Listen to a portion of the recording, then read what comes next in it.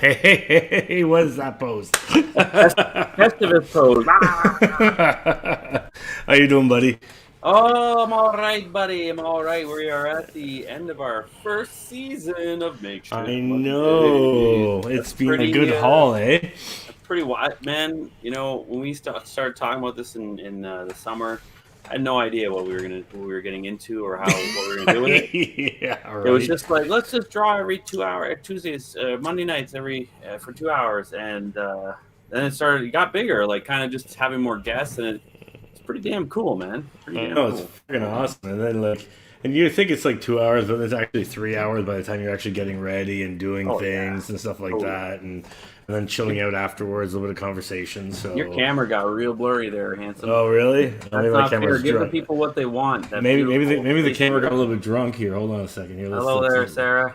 Oh yeah. Oh Oh my wow. goodness, that's I don't know how I feel about that. Hello. Hello, Sarah. How you doing? But Oh no, it's been man, good, man. I'm stoked, and it's cool that Sarah's been on every episode. And I thank you so much know. for True believer there. Thank coming you along so with us on much. this ride, and we're looking forward to what next year's season will look like. We're going to plan that probably a little bit better. Yeah, Maybe I lock think in we some said other stuff. yeah, I think we said we're gonna do a little bit differently. Maybe split it up into two shorter seasons. That way, giving us a bit of a summer off, and Yeah. you know, I mean, we didn't really do 23 episodes in a row. We had a couple of breaks here and there, but Yep. it Oh told us man, that life was yeah, but it showed crazy. us it's hard to organize basically, But for a first time out, I say not bad, right? You know what? We should cheers to that. I got myself Yeah. a Oh, okay. Trappist Roquefort 10. All right. Cheers, Nice. Rob. Right on, buddy. Okay, And let me pour a little bit of this guy down. Hold on a ooh, second. it's 11.3. This bottle, just this Damn. little. All right. Well, I'm not gonna drink my whole bottle, but No, no. Well, I mean, we got it some is. nice little Japanese whiskey here. Ooh, Ha ha is that my ha. coffee one that you like? I like. No, this is this is their standard. Same company, just standard. Is it Nico? Nika, yeah, yeah. It's Well, from buddy, to a successful to year first one. season, and Yeah. one down after tonight. Cheers. Oh And cheers, yeah. fella. Mm-hmm. And to Rob, of course. Yeah, he's been in the Without Rob, background there. none of this is possible, like always. Yeah, well, oh, there he is, Hey. cheersing away, chugging away. The best is Merry Christmas. Well, he's ready to go. He's in the bag already. All right, that's how it works. That's But right. We're interesting speaking of transitions tonight. what's that? There's gonna be some interesting video transitions tonight as he works Yeah. the production in the background. And you just got back from Chicago Con. Yeah, it was. This was my. I mean, we all did Fan Expo earlier Yeah, last month, and yeah, that's right. Chicago was my first show back in the States for C2E2, and it was fun enough. It was actually my last show before COVID too. It was like Oh, literally crazy. Falcone and I did C2E2 in end of February or mid February was in 2020. And like 3 weeks later, the world went into lockdown. And I remember as we were at the show where like people are wearing gloves and masks. We're like, "What's going on? Like this is kind of weird, right?" It's like people were reacting. This is like, what's going on? And no one knew what was coming, right? And it was actually nice to be back. You know what I mean? Oh Like man, we experienced the Fan Expo, but Chicago is a city I love. It's dear to my heart. You've gone there a me couple too. times But I'm a with me. Chicago Bears fan, so Yeah. I picked that team because I love the city, man. It's one of my favorite cities of all places. It is an amazing city. Can't wait to go and back. yeah, the crowd was amazing there. Artist Alley, as always, is huge at C2E2. The crowd this year was obviously smaller. You know, Yeah. you Well, know, like Fan people's Expo in Toronto, it was small, but yeah, I kind of liked it because everyone could get around and everyone could see your yeah, shit. Because sometimes in yeah, those crowds, they just don't even see you, and yeah, exactly right. not that everyone has to see my stuff, but it's nice when fans have a space to look and they can take their time. When there's just a crowd moving you, you're like, well, Oh I guess yeah, I'm right. trying to get through. It's just crazy, right? Yeah. No, really, it was interesting to actually, like doing the past two shows we've just done. It was actually interesting to think about it from like not only from interacting with people you see there. Like, there's a lot of people I see every year at Fan Expo, and I talk about fans as well as peers, right? Yep. And but it's funny. The same thing happened to me this year that happened to me last time at C2E2. Was like, yeah, we didn't know where to find you. Like, we looked for your name and stuff, and like you couldn't see your sign, and it's kind of like what you're talking about, right? Like, it's funny. The show put me on their head, or like their front page, but they didn't actually put what table I was at. You know what I mean? So like, so annoying. One or two fans came by and they're like, it took me forever to find out where you were sitting, and da da da. So anyway, so it made me think of like, how do we tackle this better in coming years, right? Because as we do more and more of our stuff, we want people to be able to find us. Yeah. Right off the bat, not hunt around for 3 days and I wonder if it's just like a big giant like word bubble with the raid. Yeah, just a balloon. How about a balloon just floating? Yeah. Hey, balloon's not bad. People definitely see it. Skybound. Sorry, no, I did not see. I don't think Skybound had a booth at Chicago. It was a lot of the smaller companies did, like Aftershock and SharePoint. And a few others I didn't recognize, but Marvel, DC, as far as I recall, had no presence there at all. Yeah, why that? That's crazy. Who knows? That's a major show too, so I'm just kind of curious. Yeah, they've always had presence in the past, but maybe just with COVID, they're like, "Fuck it." Well, it's funny because we talked to Andy last week. Didn't he say like there was no presence of the big guys? It was all anime. It was all like manga and stuff. That was at the Montreal show, though. I know, but like.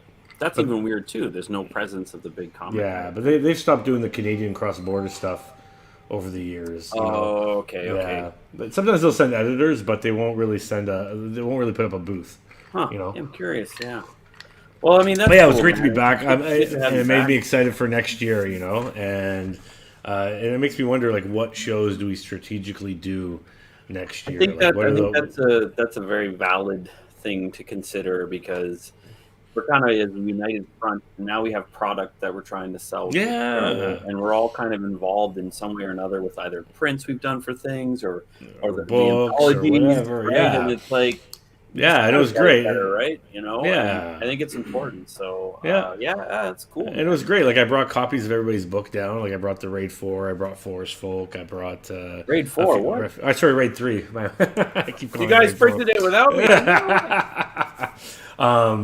But and it didn't sell like hotcakes, but we sold out of what we brought, which was great. Hey, that's a good sign. You know what I mean? And I feel like Forest Folk was a fun one because anybody who walked by it and opened it bought it. Or they were like, the cover's not so good, but the inside. Yeah, the inside they said that this is the bomb. But if I felt if we had a banner with it up higher, more people would notice it and come by and ask questions. Right? It was only ones who saw it on the table. But yeah. Anyways, should we like stop blathering on and I'll say for sure. Start bringing in some of the clowns. Come see us in Chicago. Yeah, next year Chicago is in August, I believe. So it'll be really nice, nice weather. And I want to go to Chicago. I want to go to Dragon Con and Fan Expo. That's all. I want to do. We should talk about Fan Expo Vancouver, maybe even like in February, March. Yes. That might be fun, I got some good friends I want to. Well, we'll make a plan. With the New Year's around the corner, we can sit down and nail it down, right? I like it. Oh man! Well, let's get these amateur artists in here, especially. Yeah. Speaking of some of these fine fellows, let's get this party started. Oh yeah, there's two of them. Our first two guests, right there. Boom. Happy holidays, right? Some of my favorite people. Yeah. Happy Festivus.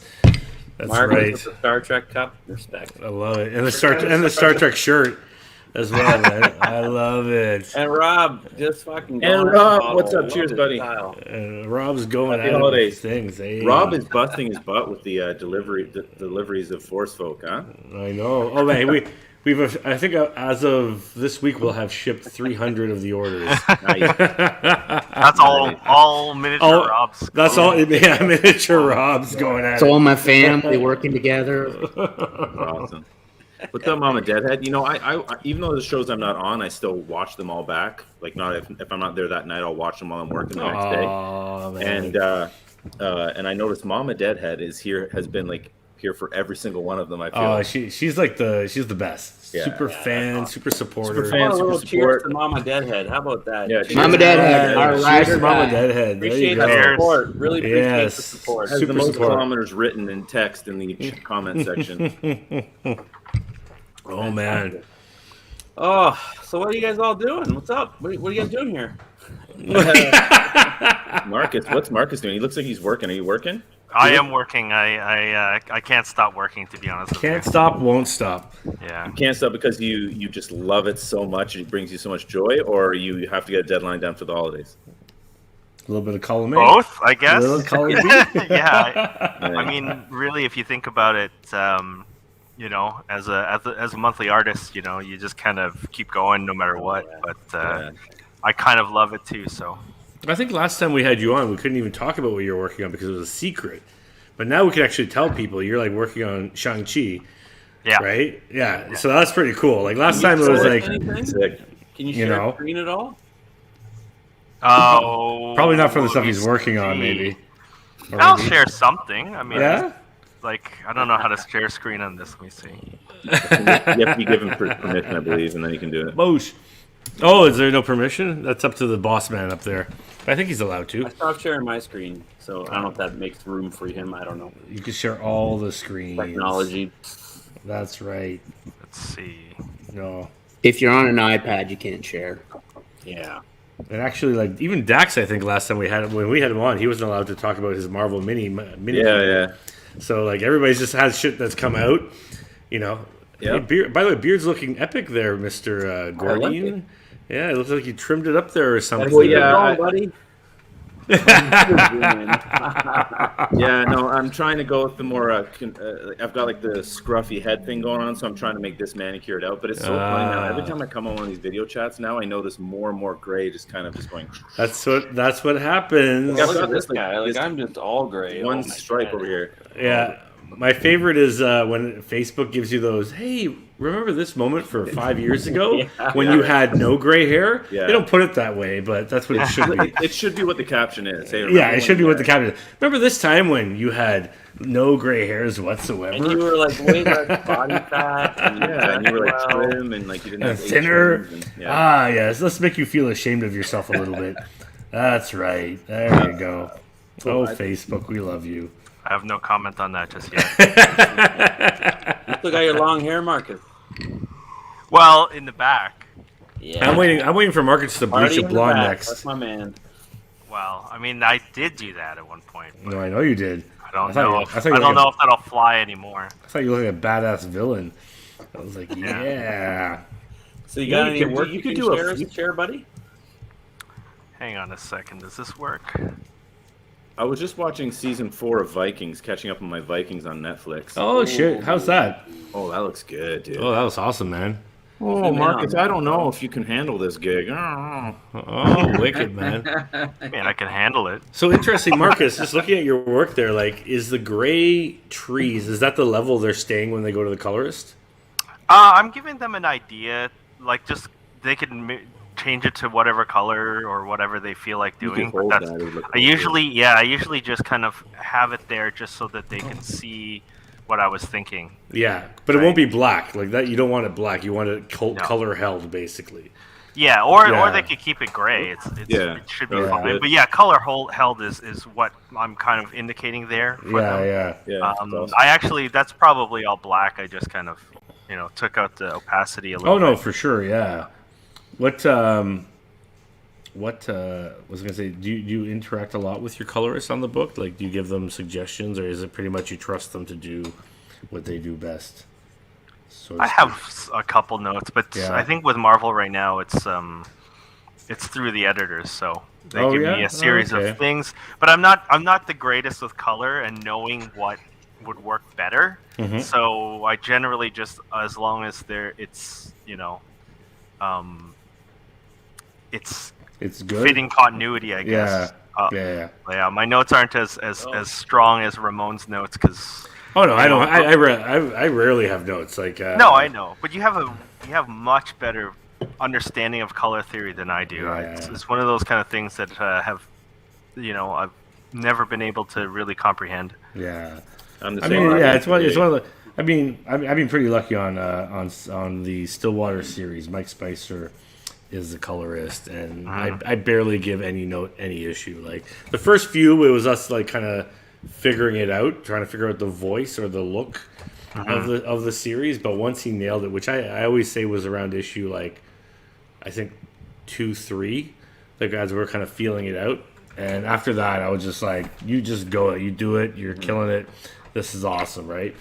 And it's always good to have a team player like that is just so on the ball with the series.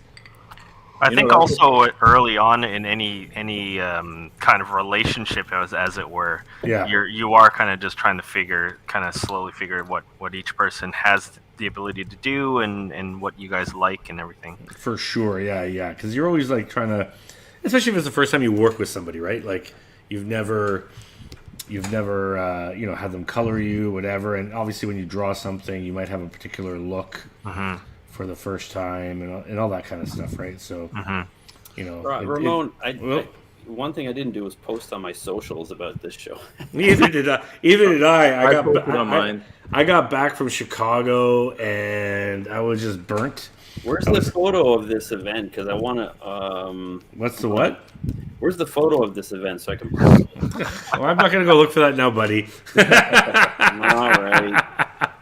All right. There was an email. There was an email that went out to you. Yeah, but there wasn't an image on it. That's all. Well, you know what? I'm just put use your words, basically. I'll put a photo in Instagram. Here do a screen cap of these lovely faces you have on the. I want them to come. So, what does everybody have plans for the holidays, or just chilling, working? What's going on? Well, I think there's going to be a little bit of both. Definitely seeing family for a little bit, and now that I'm have a lovely relationship with we have 2 broken homes. We have like 4 dinners over. Yeah. My broken home of 2 dinners was enough work as it was. Now we have 4, so it's like we're like, okay, we got to do this. It's like he's getting ready for war. You know what I mean?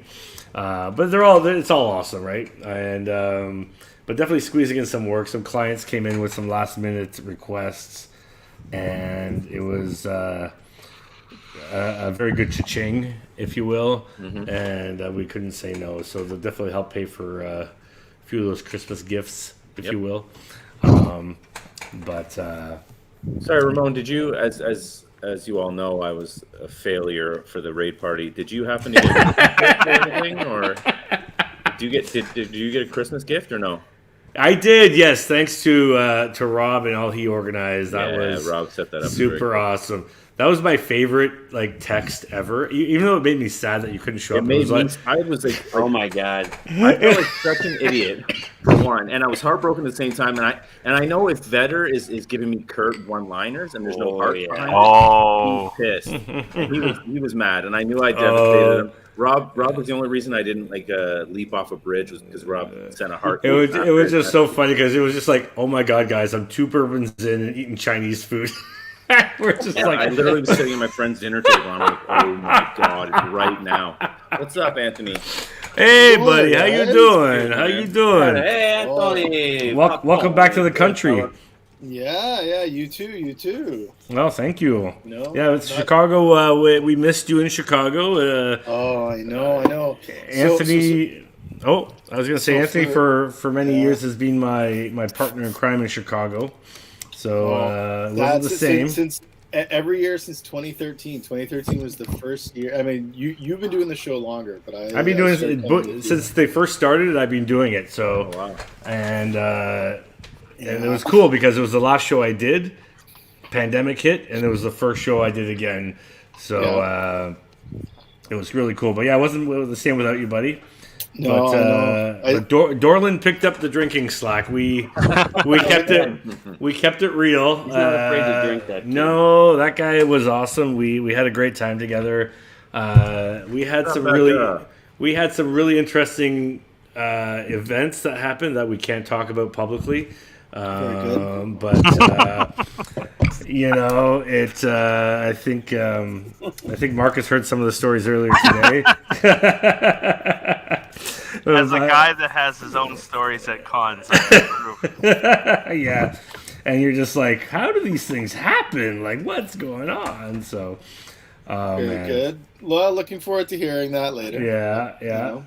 But you just got back from 2 weeks or 3 weeks in 3 weeks the US of A. Yeah, 3 weeks in San Fran visiting family, so that was nice, and that was really good to kind of take a little time and decompress. You know, I bet you've been kind of, on the go since the pandemic with with the day job, right? So yeah, it's been busy, and I mean, like, so for those who know, I really obsessively track everything that I do because it's how I kind of am able to keep myself on track with any projects or anything like that. Yeah. And so I track what I write every year, like how many words of prose and how many comic pages I write. And then I also track what I read every year. So I tracked fiction, nonfiction, and then comic books. And then I track how many movies I watch. Holy shit, man! Wow. And I just keep I just keep a tally. This guy's memoirs are gonna be see if everything's there. Yeah, right. But the hard part about it is that, like, with the pandemic, you really kind of don't hit the goals that you sort of want to. So my year end, I was taking stock of my year end before this call, being like, oh, well, that didn't quite work out as well. We're all incredibly disappointed in you. I know, Anthony. Your year end review has come up subpar. I mean, like, I use a app called Coach Me to track it. And it's a really simple app. It just lets me go like, yes, I did that today, or no, I didn't do it, right? So it's very, very binary. But it then has a really good calendar function where I can see how many days in a row I did something to not break the chain. Right. And I can see, like, and so in the before times, it was really good because you could be like, oh, geez, November of every year, my productivity seems to dip. Why is that? And if that's the case, then you try not to, maybe put so much stuff in November because maybe there's more family things or maybe there's whatever, right? You're able to kind of analyze the data in that way. Yeah. But like, the pandemic just thrown everything all over the place, right? So it kind of lets you know, like, okay, well, you didn't read for, say, 30 days straight. Why is that? Like, were you just not inspired by anything that you have on the shelf? Were you just exhausted at the end of the day during your normal reading time? Are you not protecting your reading time? And then the same thing for writing and the same thing for anything else, right? Interesting, yeah. So like I know that some people would find this level of data and analysis crippling, but I find it very freeing. Like, I find, like, knowing something in black and white is kind of the first step to being able to sort of get around like changing your way of doing things, right? Yeah. So yeah.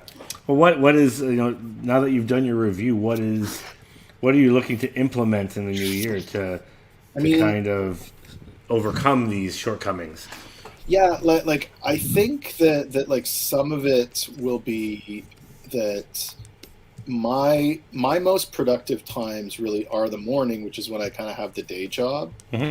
So I think what I might end up doing is like taking a much earlier lunch and then working over my lunch to kind of just move around some of my hours so I can kind of lock that productive writing time in a little bit easier way. Oh yeah. But even then, that only kind of works if like schools are still open and the kids aren't running around. Like there's a whole like sort of extraneous things beyond my control, but I'm hoping to kind of protect my writing time, and kind of protect my reading time in a little bit different way.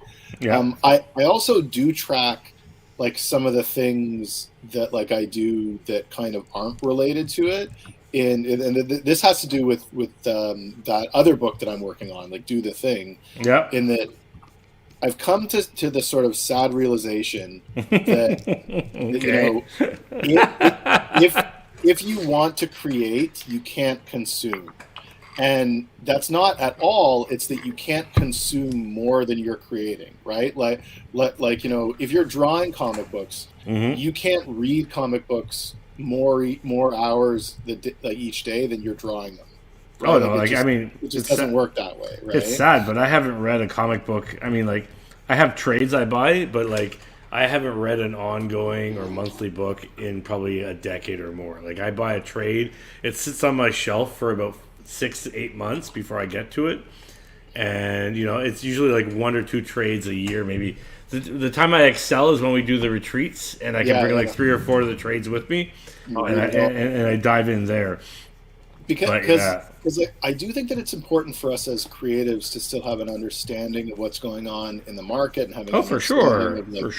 Like I think it's important to do some things, but and so where this was kind of going is the 2 other things that I keep track of is, did I play video games that day? That's interesting. And did I like do some kind of Warhammer thing that day, right?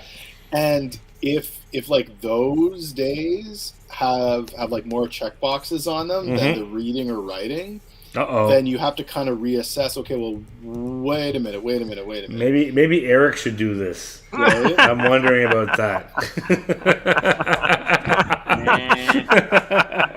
Tell me to put more on my plate. Well, and I think because he knows that you're capable, Vedder. That's right. You've had a few drinks. Stop it, Mark. I haven't touched anything. But like some of it, I think just has to do with if you have a day job like I do, or if you have even like other work that you're kind of working on, like let's say that you have a passion project as an artist, but you're having to do the paid gigs, right? For sure, yeah. And then at the end of the day, you're exhausted from that, and all you want to do is play video games, but you feel guilty about not doing your other stuff. Yeah. So you either have to reassess in your head, look, I won't get to that at this point, or I'm going to like change the way that I'm doing things, right? Yeah. And like, I mean, when you talked a little before about like carving out like, Sunday evenings for writing for yourself or something like something to that effect, right? Like where you just do a little bit. I truly believe, and I've kind of failed at this a little bit this year because I was a little bit all over the place, but I know when I have the most success is when I compartmentalize my time. So like if it's like writing, I'm like, okay, Monday, 8 p.m. to midnight, I'm writing. It's in this room. It's when I go into that room, my mental trigger is I'm writing. It's no different than going to the gym or going on a whatever. It's how I go to the studio. This is probably like no different than Eric. Eric has his room upstairs in his house, and that's his work room. And when he goes in that room, it's work. And when he leaves that room, it's no work. Yeah. Or maybe he does no work in that room. I don't know. But for the most part. But that's how it works. It's like I have Raid Studio, and this is where I come to work, and I have literally nothing work related at home at all.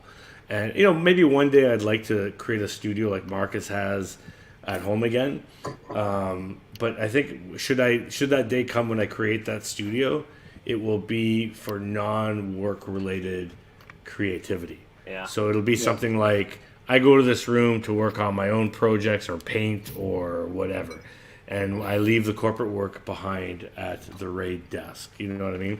Because it's kind of interesting how we associate spaces with things we do. Like, someone asked me the other day, actually, I can't remember who it was, whether it was at the con or elsewhere. They asked me, like, can you write at your desk at the studio? And I was like, no, I can't. For me, it's like writing. For me, at a cafe or a restaurant, if I go there, it's writing. You know what I mean? And because I didn't have that over the pandemic, I created a room or a space in the back that was kind of geared towards that. Yeah. So it's interesting how our brains work, and like anything we can do to kind of make things more productive, I guess, well, a lot of it is tricking yourself into working. That's exactly it. It's tricking yourself. Strategy to be like, fuck, I gotta get this done. I need to how can I trick myself into enjoying the work ahead? Yeah, no, exactly. It's about tricking our brains. I've always said that. Because I've taken that completely out of it. I don't talk about what I like or not like. It's like exercising. Just do it. Just do it. It's like I've actually taken a different way of doing it lately, and don't I'm not saying do it like me because this is joyless. Okay. So I've been exercising more the last couple of years. Nice. And it's funny because like I've been doing Muay Thai and I've been jogging in the park, And a lot of it ends up being, because I'm a relative, beginner, a lot of it is just suffering a long time so then I can learn to suffer more. Does that make sense? Because when you're working out and you're exercising, a lot of it is training your body, and it hurts, right? Yeah. To the point where the only outcome of it is just so you could do it for longer. So the outcome of it is that you don't have a heart attack and die. But you don't actually get pleasure, or because I know like when I first start working out, I always hate it. But after I've been doing it for about a month or so, I find that it kind of releases these, I don't know if it's endorphins or whatever it is. It kind of energizes my day. Not to say I'm like lethargic without it, but I definitely feel a lot better if I do it. And I think it might be an endorphin kick or something after you've done the workout. But I find the repetitive motions and the lifting of heavy things does eventually make that has something to do with it. But I was kind of really thinking about this lately as, you know how when you're drawing and you hit those kind of benchmarks in your drawing where maybe some people don't even see it, but you know that it clicked in your brain. Oh, yeah, right? for sure, yeah. When you make those leaps and bounds past some of the things you're struggling with. Yep. Right? And those moments are so awesome that you're always trying to look for them. Yeah. So it's almost like I'm lifting that rock or I'm pushing that boulder or whatever for so long. Because I know at the end of all of this, something is going to come out of here that I don't even know what's going to happen with it. Right? Because I guess we're all different creators, and our brains are different in the sense of how we or what do we want to do this. Yeah. But I find those moments where I like those eureka moments where I kind of, Karate Kid style, where you're just waxing those cars for so long, and all of a sudden you're just like blocking shot. Like those are the kind of moments that I'm striving for all the time, and I know they don't happen every day, but the pushing and the working every day will lead to that. Yes, 100%. 100%. I agree. Yeah. Yep. No, that's totally true. And you don't know. Matt Damore! Oh, hey, buddy. guys. How you doing? Sorry to break up your nice symmetrical grid of 6. Oh, it's okay. Then there were 7. It's all fine. You know what? I should get a beer. One quick Go get a beer. You're always the guest that just leaves. He's just the guy who just leaves. Bye, Matt. Bye. Oh, that was quick. Wow, damn. I like how close that fridge is. Yeah, that's an efficient drink grab there. You really need that in your. I got a little trappist Roquefort. Oh, what's Very that? nice. Very nice. 11% beer, because you can get drunk real fast. It's so small though. I know. They Cheers, come in Matto. really Good small to see you, bottles. buddy. Cheers, buddy. Welcome aboard. Cheers, man. I'm Good gonna to see you. I haven't seen you in forever. Great Lakes plug. Oh, yeah, there you go. Great. Mr. Zambor, I don't know if you're aware of this, but I want you to know, you are the first. You're the years ago. We went out to a bar in Toronto, and you are it was the first time I'd had a sour beer, and it's all I drink now. Oh yeah. As far as beer goes, I love sour beers now, and it's all because of that night you said you should really try this, and it was like a raspberry sour thing, and so. So do you like the dry hop? Do you like all sours, or do you prefer like the dry hopped kind of sour, or the old school kind of like what Eric's drinking? They're like the Belgian table beer that's like soured with wild trees. Very heavy. I don't know, because I don't like hoppy stuff. Like the reason why I don't like craft beers and stuff like that is because I don't like I found that I don't like the hops. Like I don't like that kind of bitter taste. Like that orange rind flavor. So anything that doesn't have that, I'm in. That's why I went the sour route. So if the sour has that in it, I probably don't like it. So interesting. Yeah, the problem with those beers is they're really expensive. Those they're very expensive. Yeah. And we have one place in St. Catharines that has they get in all the beers from everywhere, right? It's a craft kind of place, but they don't brew their own. They just bring in stuff, and they've got a very extensive sour list as far as that area is concerned.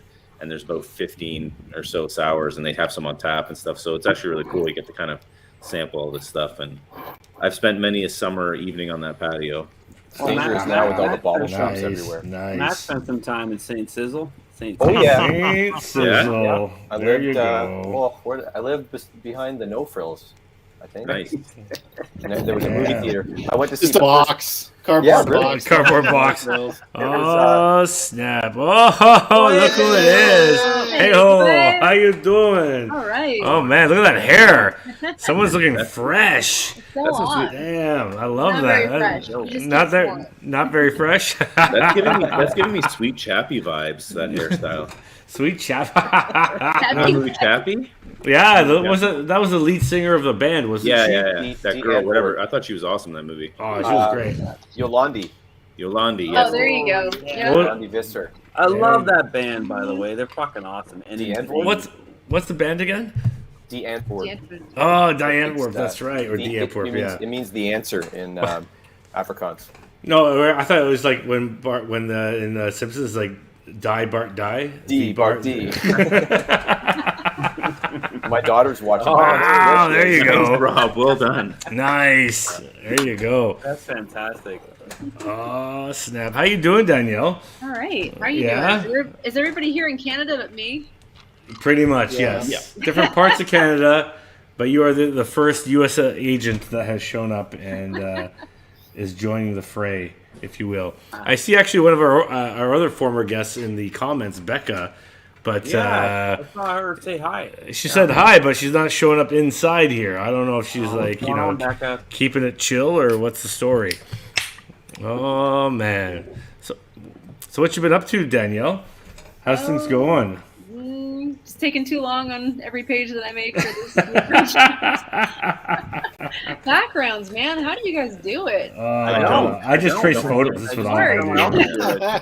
That's what I do. Why work when you don't have to? God, trace.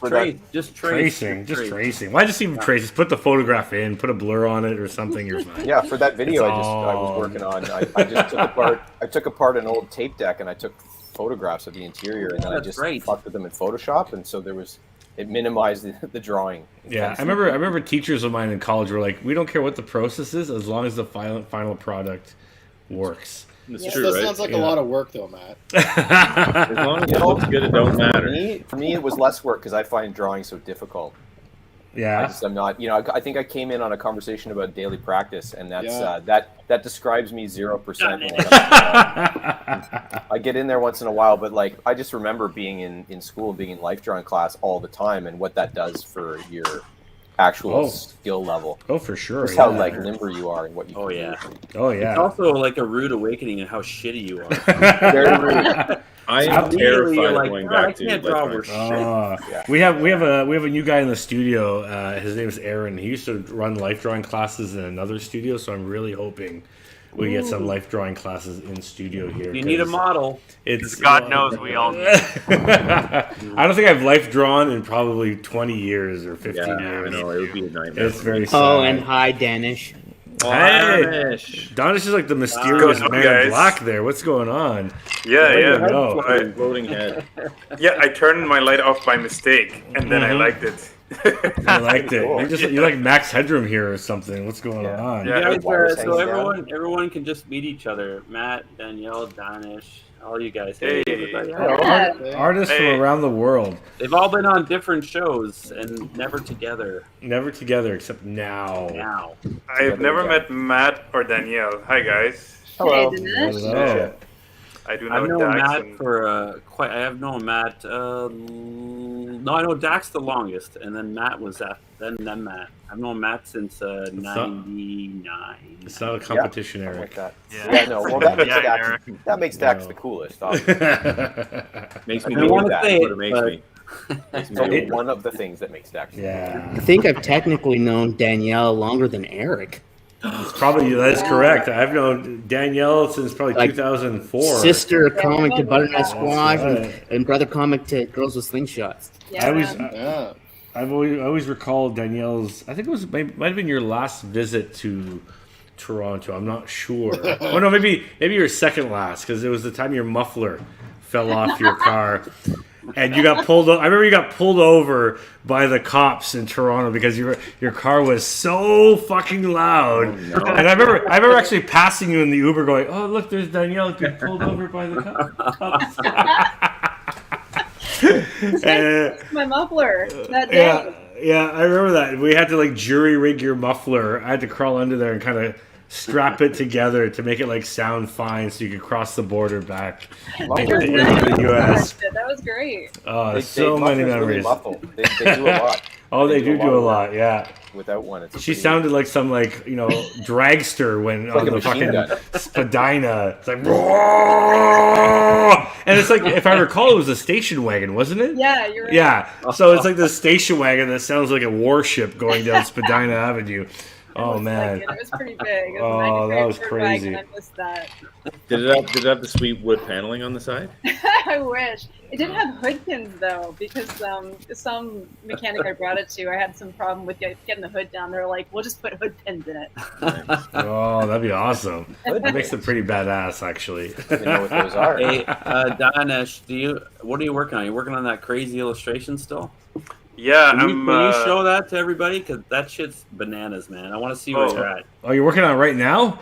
Oh, I was going to start working, but no one looks like they're working, so I ain't working. We've also Wow. We've also learned that Danish can't drink and draw. I mean, can't talk and draw. I can't. He doesn't have that skill. No. Well, that's something that Eric remembered. Do you remember that? Didn't you and Joe used to sing a song about me doing one thing at a time because I couldn't handle it? Probably. Like I'm the same way, Danish. I can't like if somebody's actually talking to me and I'm actually trying to work. Dex, hold on. I'm just like. Dex, I'm opening a document. I can't talk. Okay. Well, and in all fairness, Danesh is DJing a really sick set right now. Oh, there you go. Yeah. Andrew, what's up, dude? Oh, Andrew. Dorkland. My brother in arms from Chicago. This guy Andrew Dorkland is a NFT wizard. I need to pick his brain more. Oh yeah. Yeah, he said he was going to help me out, and then he'd help Kyle. I was waiting for this immediately. I was like, the minute I get in here, it was going to be. Oh, you're going to be causing problems. Hey Danielle, have you done any U.S. shows yet? No, I haven't done a single show since SPX 2019, I think. Oh shit! Yeah, because Dorland and I just got back from Chicago, and we were like, it was our first U.S. experience, and so far so good. Like it was, I've heard some horror stories, in the sense of like not like outbreaks or anything, but just like people canceling and fans being upset. But was it kind of thin there, or did you guys have a pretty good crowd? I think Dorland, what do you think? We do pretty good. I think the crowd was decent. Pretty good. Yeah, Dorland brought down, I think, like 40 copies of his comic and only took 6 home or something. Great. So that's not bad. Well, so he threw the rest in the garbage, eh? Yeah, burn them to stay warm. There you go. To stay warm. It was good. The Saturday definitely was pretty good. And then the Friday we were a little like, oh. Yeah, Friday you're like a bit concerned, and then obviously Saturday is always the big day. But then I think Sunday wasn't too bad either, actually.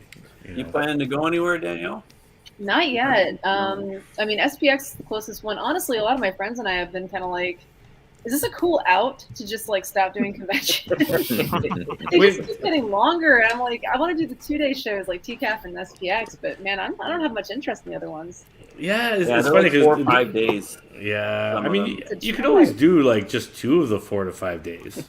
Yeah, you have to do it all. Yeah, but it's kind of like a drug. You're like, oh man, I could just do half of it or the whole thing. Like, go all 4 days. But like, you're right. I'd probably get suckered in and be like, I could make a sale today. Today could be my day. I'm gonna go. Go. Today's the day. Yeah, it's addictive, right? So, I did notice a bunch of artists who had like signs saying, they're only there for a few hours each day or whatever it might be. So that'd be ideal. Probably a smart move to do. Especially that's the way of the future, because like with the shows getting bigger and bigger and longer, like even in the before times, right?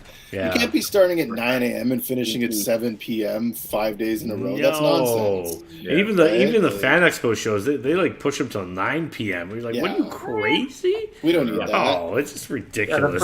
The first day or the Saturday is like 10 to 9 p.m. I'm like, go fuck yourself. I mean, I'm there the whole time, of course, because you never know. No, let's be honest there. We don't go there for 8 a.m. There have been many a show where it's just Eric and I and a very, very empty row. Now, I might be really hungover, but I'm there at 8 a.m. So. Are you though? I think Well, this year... not mentally, no, but No. But if you wanted any Capcom art, it's there. So It's there. But no, please, everybody, come see us at shows. We love it. It's fine. Well, it's a double-edged sword because you love seeing people there, but you like, oh my god, like that's the longer hours than you spend in your actual job. Yeah. Like 9 to 9 p.m. That's a 12-hour day at a con. Like that's ridiculous. Yeah. You just can't do that. And you make like $20, and you're like, tomorrow will be better. Oh fuck no. And you're living on like chocolate bars and like whatever they bring by, and the shittiest plastic sheets, the seats that you're sitting in. Yeah, right. All right, everybody. I'm sorry to break up this party, but I mean, you guys are gonna have a better party when I leave. But it's gonna get. I've got a volleyball game I gotta go play. You got enough beers in you to play volleyball? All right, dude, have fun, I'm man. getting picked up, so I'm gonna finish this real quick. That's a late night volleyball game. Yeah. Ooh, dude. This guy's having Cheers, beers buddy. and going to play Love you, volleyball. Dad. All right. Big love. Love you, brother. Great. Ciao. Being awesome. You guys are great. Later, You're Dax. even We'll see you soon. Man. Yeah, man. Enjoy the. He's tapping it. Oh, it's not there. Yep. Boom. There we Now we got go. a nice 9 window screen. All right, let me see. Oh, look at this shit. Okay, so this is how far I'm done from last Whoa. time. It's quite a bit. Oh, Wow. That's crazy. you're fucking nuts, buddy. Did you add in all the suggestions people were throwing at you? Quite a few. I added like from the 1800s. I added the Peter Pan, Pinocchio. I have to finish drawing that. What's it? It's Nemo and Slumberland. Yeah, Nemo. Under Dr. Jekyll, Mr. Hyde, Wow. Invisible Man. Holy shit. And you're coloring it, being a madman. I'm coloring the whole thing again. I guess. Is it weird to revisit something you've done? Because obviously you have a template of your original, and now you're refining the look of it based on your current style, right? It's like an itch I've been willing to scratch because I've realized how bad I was, and like now I can't look at that stuff again, and I have to redo it, and that is the only thing keeping me going. And I'll probably look at this in like 2 years and be like, oh, this is terrible. Oh, well, that guy wasn't there before. Clifford, which one? The big red dog. Was he there before? Yeah. You can. I'm actually pretty surprised at how early some of these characters were developed. Oh yeah. Yeah. And I love the timestamps for what's happened in the world. Hey, Barba Papa. That big bird though looks like he's on something. I don't know what's going on there. No, I looked that up. He actually he had like a really small head, and he looked like that. That's not how you remember Big Bird, Ramon? No, not Big Bird on heroin. I don't know. That's just a little bit weird. Well, he looks happy. He looks happy. Is that the happy face? Yeah. It looks like he's looking for a fix. I don't know. I'm Sesame Street. Yeah, he's from the street. He's just feeling really good. Yeah. Oh man. He got it off Snuffleupagus. Oh. That's right. Yeah. If you Google like the first Big Bird, he looks pretty nuts. Oh, that Colossus is pretty bumping. Oh, Captain Caveman. Oh, even you worked in a little asteroid there. Yeah, the Space Invaders. Space Invaders. Yeah. I like the CanCon that you have in this too. That's cute. That's true. Yeah, the Captain Canuck. Oh yeah. Yeah. I wanted to add in. Sorry, go ahead. Have you seen the documentary that shows how that guy developed the art for Space Invaders? Hold on a second. Is that like Rocket Raccoon right beside Garfield? Yeah. He's this old. He's not that old, is he? I've been checking it up. You can double check it, but I'm pretty sure. I always thought Magnola did the first series with him back in the Rocket Raccoon early '80s. Yeah, I think it was with It's a Hulk issue. It was a Hulk issue. Yeah. This is the original appearance. Really? Okay, I didn't know he was that old. Oh shit, man. And Garfield was 80s, I guess. No, Garfield is this is 76. Oh yeah. Oh, that was you. I was born the same year as Garfield. Yeah. You also hate Mondays? Hey, Yeah. So We have told confirmation here. There you go. So Rocket Raccoon, created by Bill Mantlo and Sal Buscema. Incredible Hulk 271, May 1982. Oh shit, man! Oh, but wait, no, I have Marvel Preview number 7. First appeared in Marvel Preview number 7, the summer '76 in the backup feature, The Sword and the Star, under the name Rocky. Damn, we got some. Oh, Becca's here. Yeah. There she is. Her update finished. Yes. How you doing? Good. How's everyone doing? Not too. I like that classic Apple computer sticker on your filing cabinet back there. Oh yeah, the ancient filing cabinet. That's old school there. Very You old either school, got good eyes or a big monitor. How's the Kickstarter stuff finalizing and all that? It's still ongoing. There was a brief toner shortage, so the printer is currently backed up with a bunch of other orders, but we did get some reward items printed. So nice. Yay!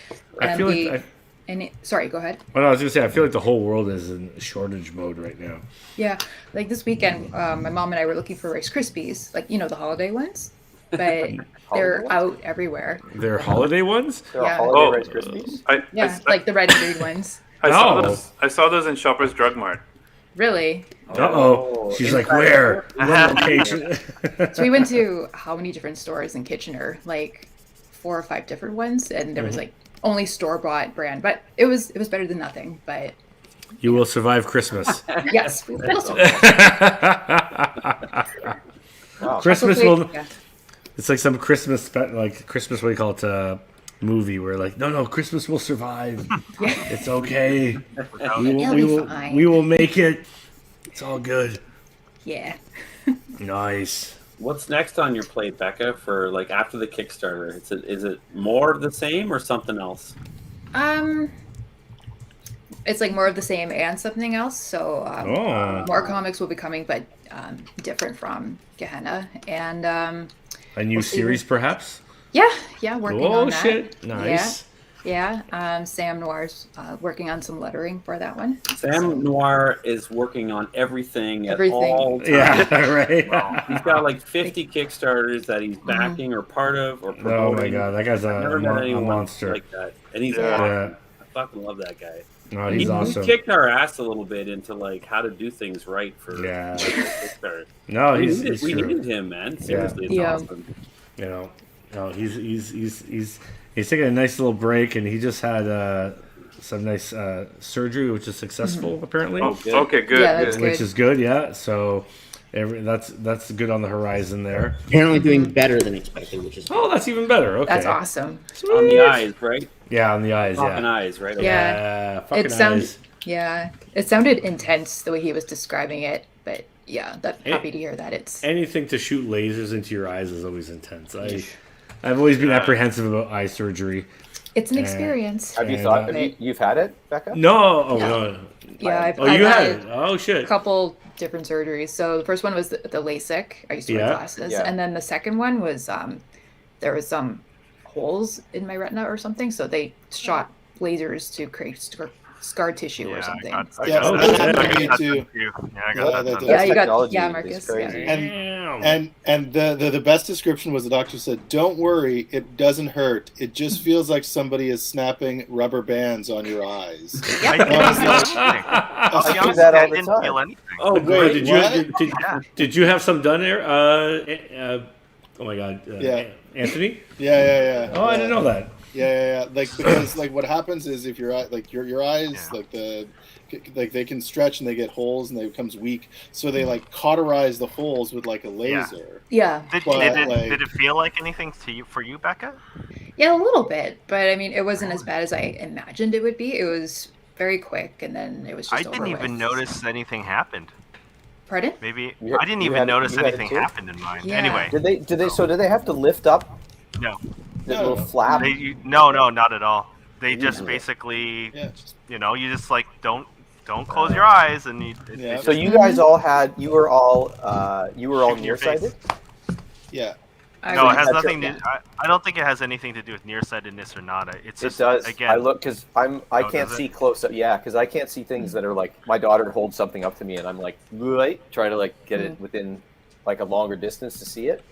I can see fine far away, and I looked into the surgery for people who have trouble seeing close up, and they have to stick a lens in just like one of your eyes that helps you focus with that eye, and apparently your brain will reinterpolate. So they have to slide that up underneath the jelly part of your eye. Oh, that's different. That's a different surgery, though, right? Yeah, it's gross, and sometimes it doesn't take, and your brain is like, "No, I don't like it," and you can't. And then you have two different eyes that have to take it out.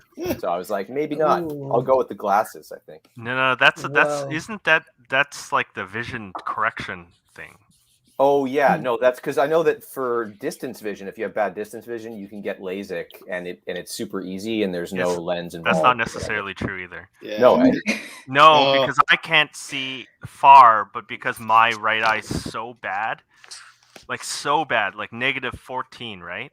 Ooh. That they don't. If LASIK is basically you reshaping the cornea. I know this is really boring. So then if you they're carving the extra stuff off of it to reshape it, but because mine's so bad, they can't carve it out enough. Like if they carved that much, it would be gone. Yeah. So the other option is to put a lens in there. Okay. It's all pretty gnarly sounding. This is pleasant. Yeah. I studied all this because I needed to find options for my eyes, right? So. Yeah, man. This is the content people come here for. Yeah. So like, hey, Exactly. Hey, This is what Great Studios is all about. It's all this other information. It has nothing to do with drawing. I just really suck at glasses. Like I'm always knocking them off. Bees are stinging my head. I'm knocking them off my head, breaking them, losing them. I got contacts. Just use contacts, man. Yeah, that's what I do. Probably. Hey, and Matt, I cut you off earlier. You were going to mention something about the video game, and I was curious what knowledge you were going to drop. Which video game? The Asteroid. Oh yeah, no, I saw. There was a documentary. I'm going to suck at this because I can't name it. But it detailed the guy who, I think it was the Toys That Made Us. One of these shows where they go through old content and old IPs, and they talk to some of the people who developed them. And the guy who designed the Space Invaders, he was saying he based it kind of on Squid. He's like a really old Japanese guy, and he's doing it on he showed the drawings, and they were these very grid paper pencil drawings. So those were painstakingly drawn, kind of like letter forms, like the way a typographer would do letters. They're so iconic to us, those symbols, that you can forget that somebody had to pull them out of their imagination in the first place. Well, it's kind of like watching. I don't know if everybody here has seen the documentary Helvetica. No, I've heard about it. Oh yeah, if you ever get, I know it sounds like a boring doc. It's not all about the font Helvetica, but it's just. I could probably watch that documentary too. Honestly. It's one of my favorites. Like I actually almost wanted to own it. I was like, I want to own a documentary about type, but it's the whole idea that someone out there hand drew this type that you use on your computer every day. You know what I mean? And all typefaces are like that. And so it was a very fascinating look into what we take for granted as a very common thing in our life. But, someone actually had to go out there and figure out the spacing between the letters, the shape, and whatever it might be, right? So and that's why we get a bunch of sort of colloquialisms that we have, right? Like the uppercase letter, lowercase letter is because the uppercase of where the printing letters was there, and then there was the lowercase. Yeah. In the block, like in the setting tray. Yeah. That's what it was. And then the saying "mind your P's and Q's." It's because if you weren't careful, you would switch around the P and Q in the printing press, right? So you would do it backwards. So that's why that's a nice one. That's a nice little tidbit. See, it's all like I said. It's all about this little bit of information that everyone knows. You're going to be doing bar trivia one of these days. You're going to win because of that. Yeah, totally. Yeah. When they come back. Exactly. When they come back. Yeah. How's everyone handling themselves these days with this Omicron, the Transformers enemy? I keep thinking of Unicron. Couldn't have named it better. I know, right? Honestly, it's kind of tired. Like this, I feel more tired of it right now than I have the whole time for some reason. Yeah. I was like, again, and there's a Delta sub variant as well. I don't know. You just kind of go in all guns blasting, and it was funny. Dorland and I went to. Oh, he disappeared. I noticed. We went to.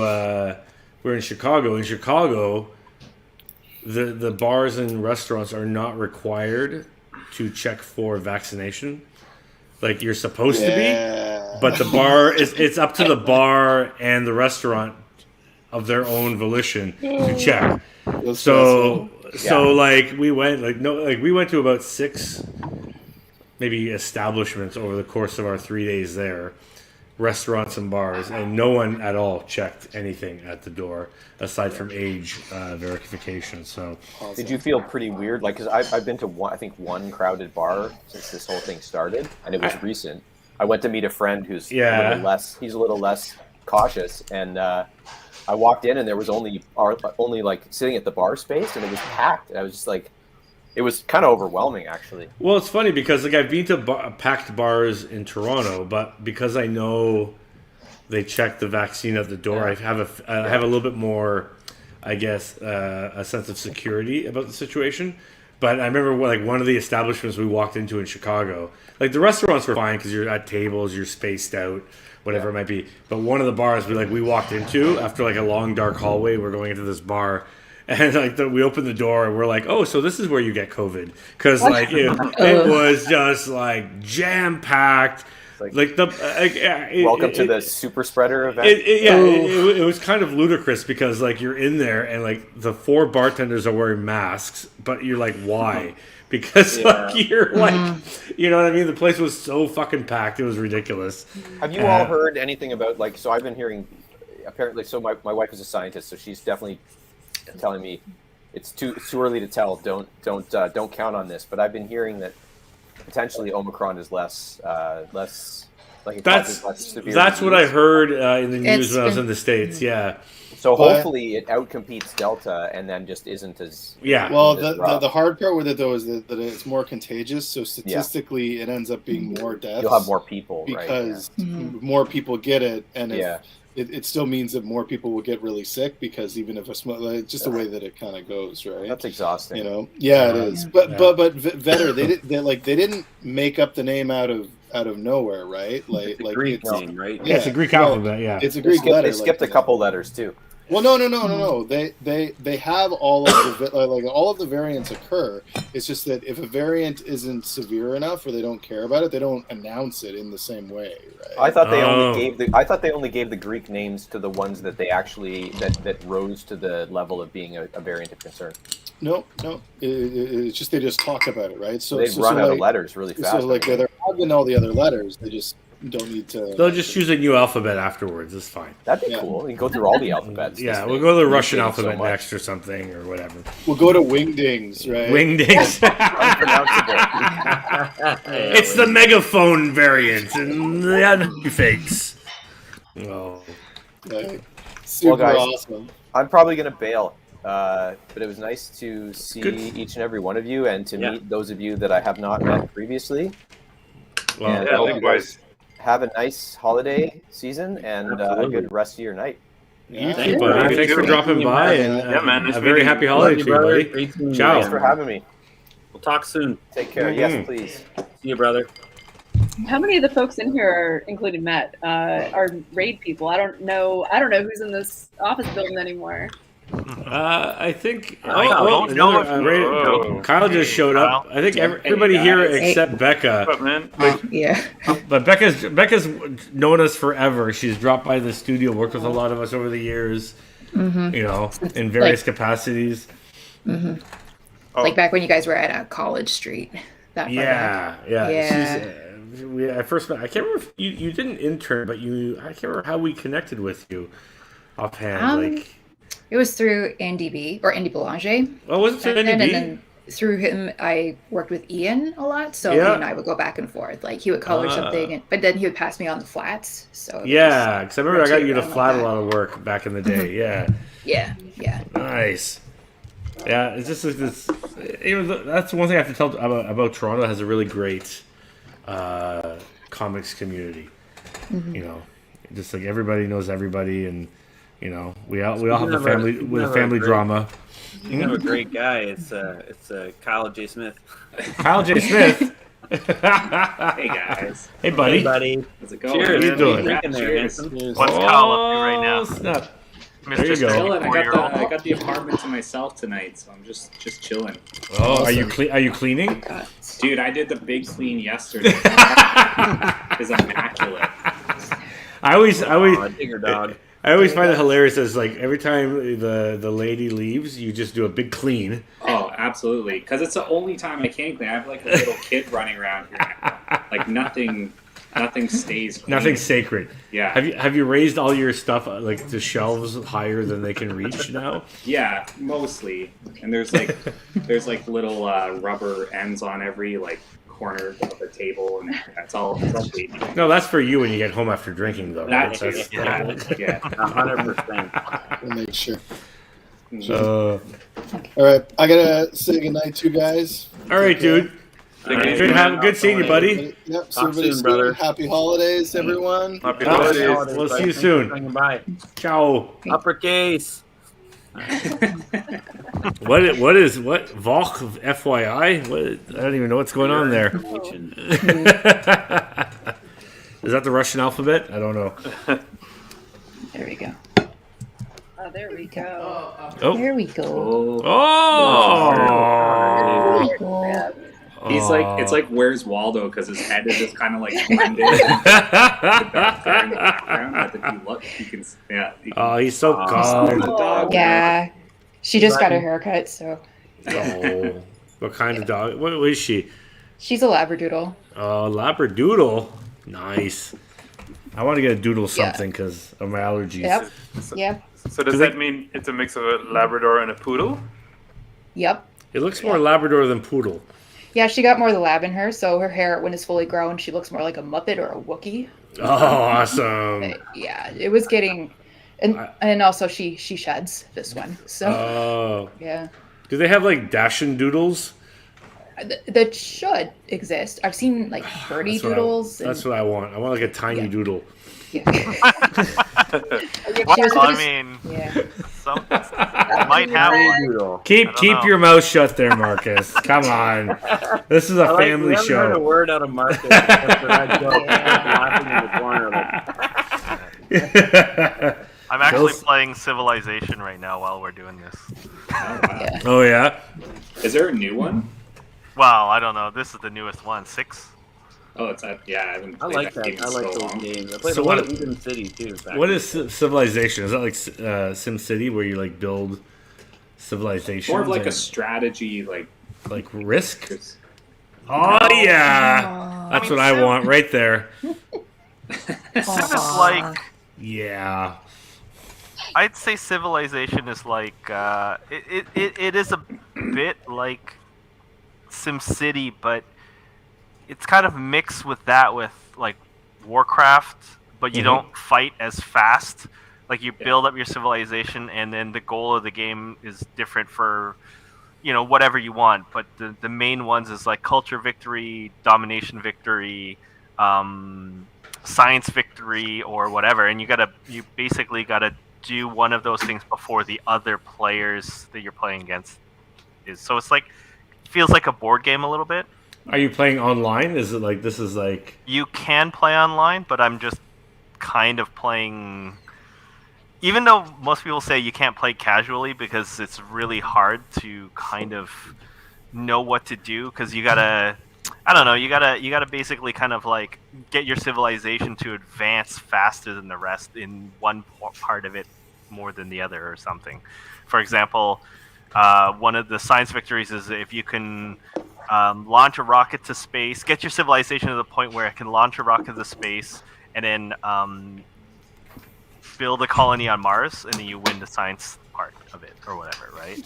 So you basically start from the Stone Age of like mining and whatever, but it's, I don't know, it's just something that I used to play when I was a kid, so I started playing. I used to play it when I was a lot younger too, and I didn't know that game was still around. That's crazy. I've been playing it on PS4 as well. Are you playing as Wilfrid Laurier? You be playing as Wilfrid Laurier? What? Wilfrid Laurier? No, this one's Teddy Roosevelt. I went with Laurier because of the Canadian. So yeah, but you had to buy the expansion for that. It's worth it for national pride. So much work. A lot of work. Speaking of Mars, is anybody watching the new season of The Expanse, which aired? Not yet. Don't break. Don't ruin it. Okay. Fine. Say nothing. Can't wait to watch that show. So good. Also watching a lot of Yellowstone. I hear that's really good. That's the guy who did Hell or High Water, right? Taylor Sheridan, right? I don't know.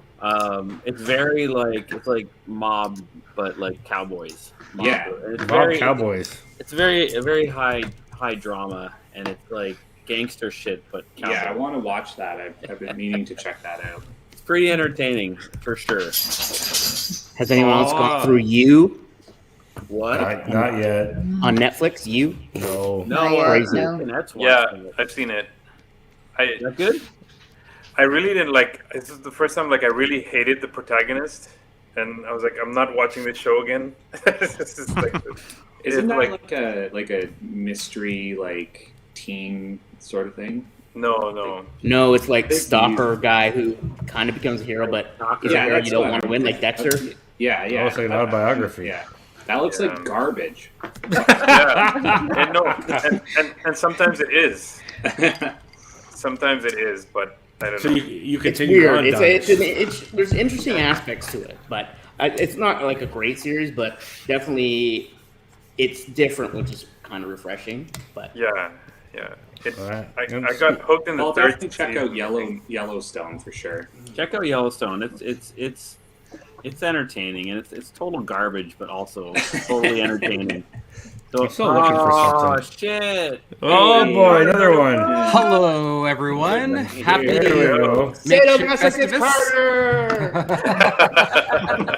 Makeshift Carter. How you guys doing? Good. You, buddy? Oh man, I'm so glad to see all your faces. This is great. Yeah. You're looking Are you good. guys actually doing any drawing tonight, or is it just? I gotta work on your shit, man. I'm doing some drawing here. That was a test, Eric. That was a test. I'm working. Hey, Heather. Hi, Heather. Heather. Hey, pals. What are you guys talking about? We were just talking about TV shows right now. Garbage TV shows. Garbage TV shows. Midnight Mass Those is are my on favorite list. type, Is that a good one to go for? Midnight Mass. I don't know. Heard a lot of good things about it. We watched it. It's all right. It's different. It's interesting. I think it's worth a watch just for the crazy dialogue sections. We have these long-winded chats, and you're like, "That's interesting." I can't really put my finger on that show, but I was like, "Okay, glad I saw it." Interesting. I have kids, so we're hooked on Hawkeye right now. Hawkeye's actually pretty fun. Yeah, so far so good. Yep. Yeah, so far so good. I'm enjoying it, and I'm also watching the Foundation series. Yeah, Foundation and the new Expanse series. Oh, that's cool. And also actually Voltron, of all things. Like I was looking for a cartoon to kind of leave a better taste in my mouth after I watched the first episode of the Cowboy Bebop live action. And I was so disappointed in that. I was like, I need something. And then I looked up. I couldn't get through the first episode. Oh, it was awful. Same. Well, I stopped as well. I'm like, I don't know about this. Yeah, no, whatever they were going for was not for me. No, basically. No. I heard one of the big problems with it was, and this is I haven't seen yet, but a friend of mine is really into it. It was that you know how Spike, his whole thing was Jeet Kune Do style, very much Bruce Lee. That was his thing. Yeah. And one of the things that, and this is to me a lot of the issues with kind of when people take something that's beloved by some but don't understand the kind of the nuance within each character why we love them. Is that he started doing more matrixy stuff, flips and fighting stuff where it wasn't what it wasn't Bruce Lee anymore. It was just kind of everyday Marvel Comics action fighting. I mean, right? the action, just the way the action was. I'm only speaking from seeing one episode, mind you, but. It's like they were trying to translate how in anime they'll do the really slow shots and close-ups when they're doing the fight Speedline scenes. backgrounds and and they tried to do that but in reality, but it just looked awkward It looked like badly composed fight scenes, in my opinion. And then the dialogue delivery was also just awkward. I found. Yeah. I was just like, oh, like this is uncomfortable watching everybody talk. Like I don't know what's going on here, but yeah. No, Mikey says they like the show. All right. Well, you could just leave. No.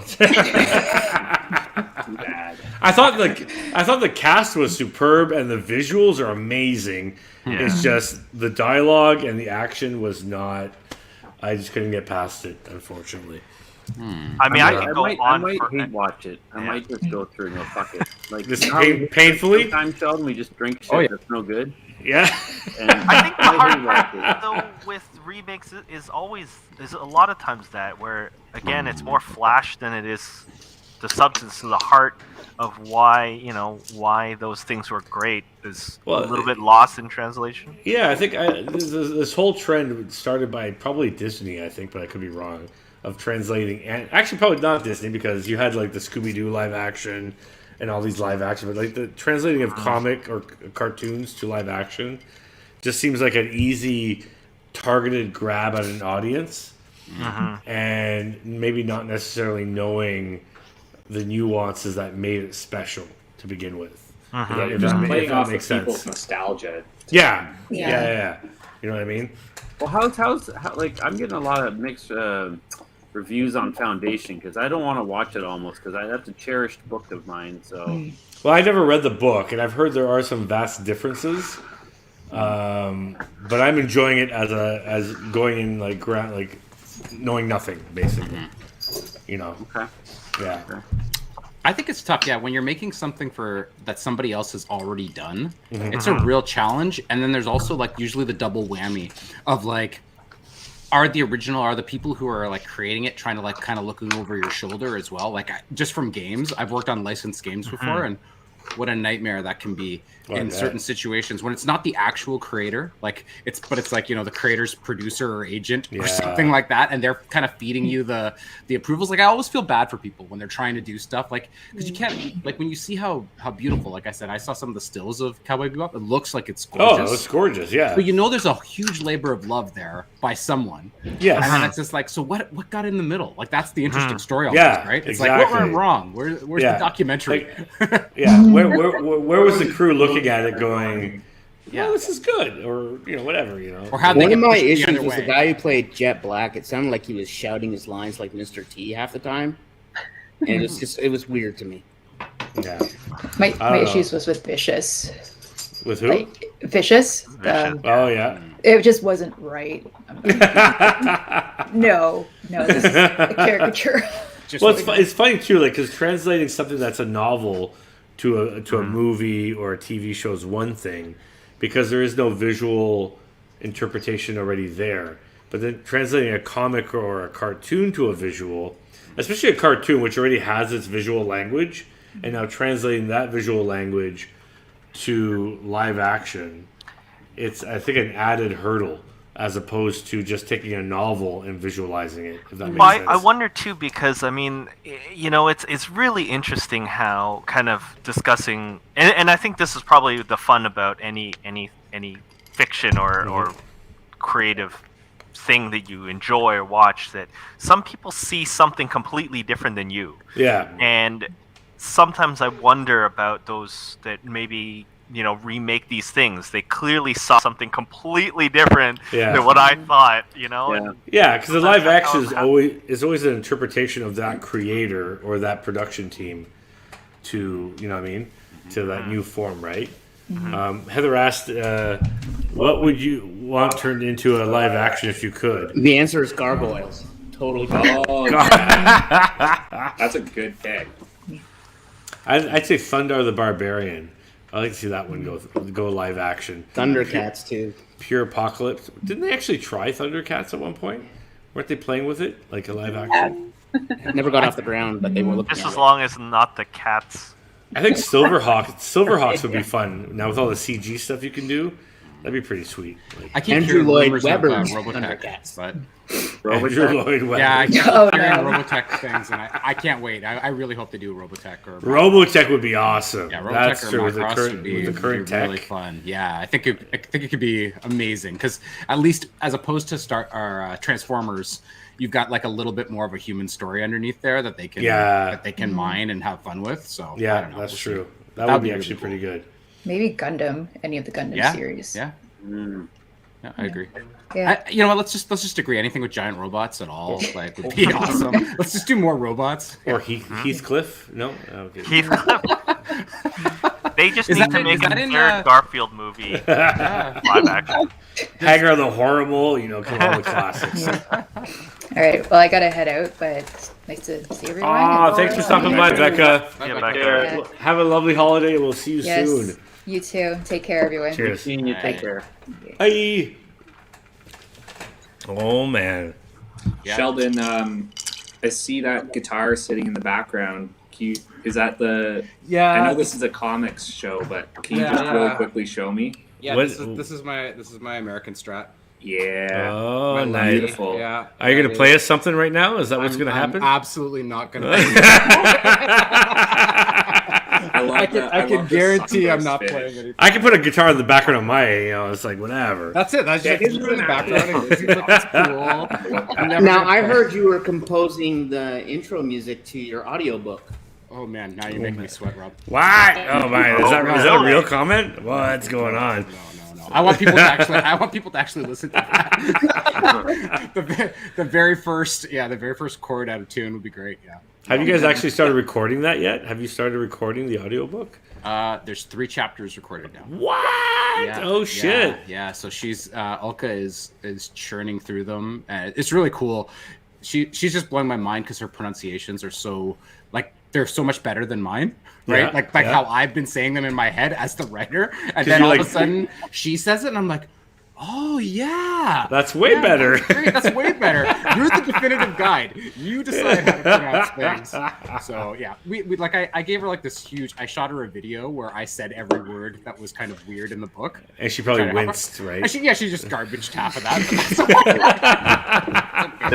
Yeah, she knows what she's doing. She's really good. So Are you sitting in on the sessions, or is it something that you just I'm not receive the file once she's done a chapter or something? Totally. Like that? We just have a Dropbox, and so she'll hit me with something. She's been great though. I've kind of said, hey, can we patch this? Because I'm, as you know, well, Ramon, I'm gonna hopefully drop you the last version tonight. So she's been recording stuff. So, Hey, Calaman! What's up, And bitches? many naked people Oh my behind God, them. Calman's here. That's the first time. Holy shit! Well, not including the live raid. Yeah, we had the live raid party where he Is that dropped in a Danielle little. Corsetto all the It way. is. That's Yeah. American in here. South Carolina, one of It's like the Brady Bunch now. You're like the one in the middle, and you're surrounded by the Canadians, as always. That's what I've always wanted. Danielle's Alex. And the Always. it'd be like, and the one day when this American met this fellow. No, I don't know. I'm not going to What say. are you drinking anything, Calman? No, I didn't plan that far ahead. No, I'm going to pour myself round 4. I really needed Wow. to doing Mr. final Rano. grades for my drawing class. And, Oh. I put off a few of the smaller assignments. Last class is tomorrow, and Oh, shit. it's killing me. I could use some booze to get. all your students are hoping that you're drinking. Yeah. I get meaner when I'm drunk. They don't want me You get me. The red pen comes out. He's like, no. to Fail, start to fail. get angrier about basic anatomical errors at this late stage. That's great. Don't we all? Oh, ho, ho. Hi, Mama D. Mama D's our biggest fan from day one. Oh, who'd we lose? Oh, Ramon, good. Now we can have a real talk. All right, guys. Thanks, Rob. We thought it would never happen. Thank you, Rob. I know. I had to finally pull him. The guy wouldn't shut up. Right? Could still hear him laughing in the background. I just went to Chicago. Me. Yeah. Look at my fancy liquor. That was the tipping point, huh? That's why the only thing we could get him for Christmas is fancy liquor from Japan. Which we did. Yeah. We did. We gave We it did to get him him already fancy liquor because he from could probably Japan. hear you. He Oh, might yeah. be able to hear. This was the bad boy. An advent calendar of Japanese whiskeys. Oh, that's love. That's cool.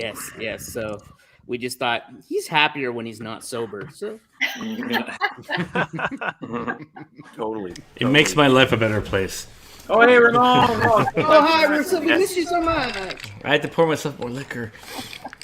It's all Hey, good. Ramon and Rob should just sit next to each other and let that be that. Save one screen. Yeah, I think like if you can look past Ramon, you might be able to see the top of Rob's head. He's like, It's gonna break the whole illusion. Are you guys at other ends of the studio right now? If I could take my camera around, I would, but you can't really. it's on the tripod right now, but he's over there somewhere. Yeah, no, it's not going to work. You'll ruin the illusion of my green screen. Yeah, he's in the North Pole. What are you talking about? That's right. That's right. what are you working on, Calvin? Oh man. Was that? What are you working on? You just teacher full time, or are you doing other stuff? No, very not full time. I just teach one course a week, but it's a nice little predictable consistency amidst the swirling churn of all the freelance randomness. Omicron and such, yeah. I was just talking about freelance Just deadlines, work. but yeah, sometimes they feel like a virus or a plague. Are the classes still digital or are they actually physical? Oh, they're still online. The college is certain classes and programs have some in person, but not ours. Okay. Life drawing works surprisingly well online, even though its first name is Life. As well. I can see that. Do you use a live model with a camera on them? Okay, yeah, that works. Yeah, they just join the Zoom like any other student, except they have it set up. Most of them have like lighting and like curtains. Oh wow! Props and things ready to go, and they just pose there. That's I mean, crazy. the one thing you lose is that every student is looking at a screen and gets the exact same view, right? One of the things about life drawing is, around the room, everybody gets something different. A different view, yeah, that's true. Are you drawing as well with everyone? Sometimes, yeah. Oh yeah, right on. I like the consistent. I got to teach I guess guest teach at Cartoon Center for Cartoon Studies in Vermont this year because they had everything being virtual. So they're like, "Oh, do you want to come in and just like Zoom in with us and help teach?" And one of the aspects of it that is cool is that because everybody has the exact same pose, the exact same view, they get to compare it to each other and see like, "Oh, that's how you did that leg differently than I did." So that's kind of a cool aspect of it. Yeah, I want to take a moment here, guys, to welcome back somebody we were waiting to hear from. Oh snap! Look who he is, Sammy Noir. How you doing? I'm upgraded. You're upgraded. Oh, look at that! Right on. I didn't hear the operation was better than expected. There you go. You're like more human than human now. Yeah, I'm part machine. I'm cyborg now. Now you can Stronger, do better, double the faster. Kickstarters. I'm glad you're doing well. The word was we got the better than expected. Yeah. So this is awesome. You're healing fine, but you're not rocking a cool eye patch. What's going on? Well, this thing is the closest thing. So from touching doing that. What happened? I got a space Were you lens. I possessed by the guess. ghost of Nick Fury? What happened to you, Sam? he had eye surgery Oh this my week. God. Yeah. Okay. No Yeah. more glasses? Sorry. No glasses. Just Different I've glasses? just got an eye shield right now, so the eye that got operated on, I won't poke it mess with your up by finger. touching it. Please stop hitting your face. You're giving me anxiety. Oh my god. Well, that's good. I'm glad you're recovering.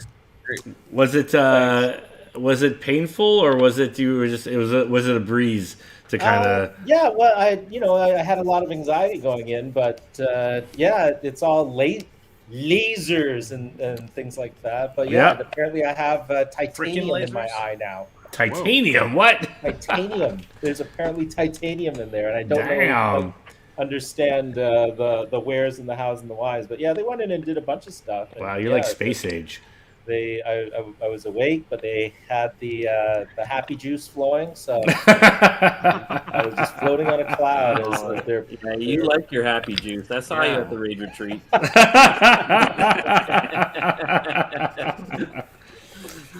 Comes in powdered form, accessible for all. Speaking of something that didn't go better than planned, I'd blame Dinesh for putting me down this road, but apparently Big Bird has cousins all around the world, and this is an official Sesame Street character. This is his cousin in Brazil. Oh, yeah. Oh, he has lip implants. I see that. Yeah. Look at those. I love that guy. That guy should be. That's legitimately. I like the way he's those eyes, though. It's a yellow eyes. What is that? Jaundice. Wait, jaundice? Yeah. It's not jaundice. Well, if anyone has ever seen Supernatural, wasn't that the yellow-eyed demon or something like that? Oh man, that was uncomfortable. What are those like hepatitis C? Hepatitis C. It's a very trippy bird. Man. I like it. It's funny because I always thought Big Bird when I was growing up was a female, and then it wasn't until much later I learned that he was, because he wore the tie that one episode or something, or they divulged that he was a male, and I was like, oh, I didn't know this. The Avril Lavigne version of. The Avril Lavigne for what? I'm with you, Danielle. I like that. Yeah, that's good. I tried to sing Avril Lavigne in Big Bird. It didn't work out very well. No, that was a miserable fail. Yeah, sorry. Right there. Sorry,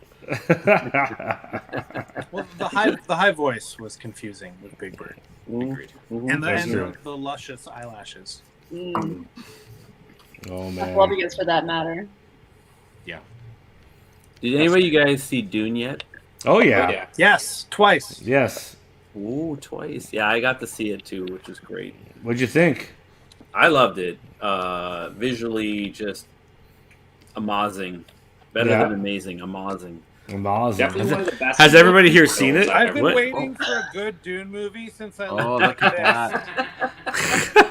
That's you're waiting for a Dune. That's like your slacker. See what's on my leg? Oh yeah, I can see it. I can see that crappy paperback. Dune book. Yeah, that is the most unimpressed pose, though. I'm real bored with that Having book. his mind blown by Spice and Bene Gesserit and Sandworm. And this guy is not easily impressed. Yeah, I can tell.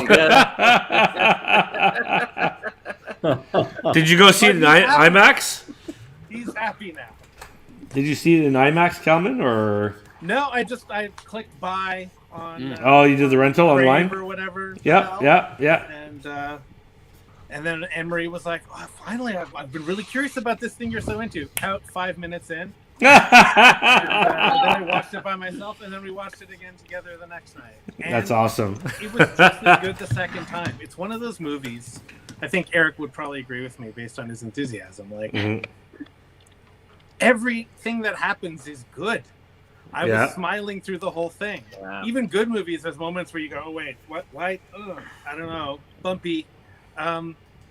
I love the Lynch Dune. It's broken. It's imperfect, totally broken. But it has its own unique beauty. But I had to work to love it, and I had to come back to it after Twin Peaks and Wild at Heart. It's good in its own way, but this is just fantastic in every possible way. It is the version I've been waiting for since I was 15. Although it's gorgeous. The weirdness of the Lynch version, I think this one could use a little bit of that oddity to it.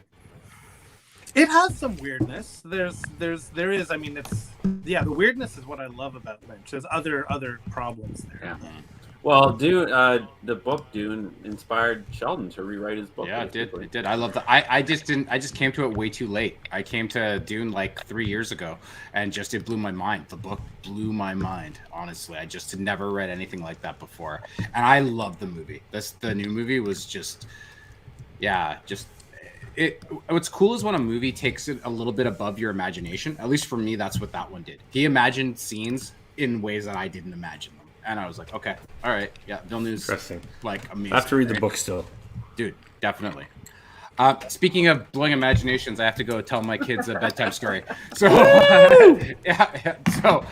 good night, guys. Have a great night. See you, dude. Good night. Good night. Cheers. Calvin about Dutch Big Bird. Rob, you gotta share my screen because maybe Calvin can actually commiserate with this.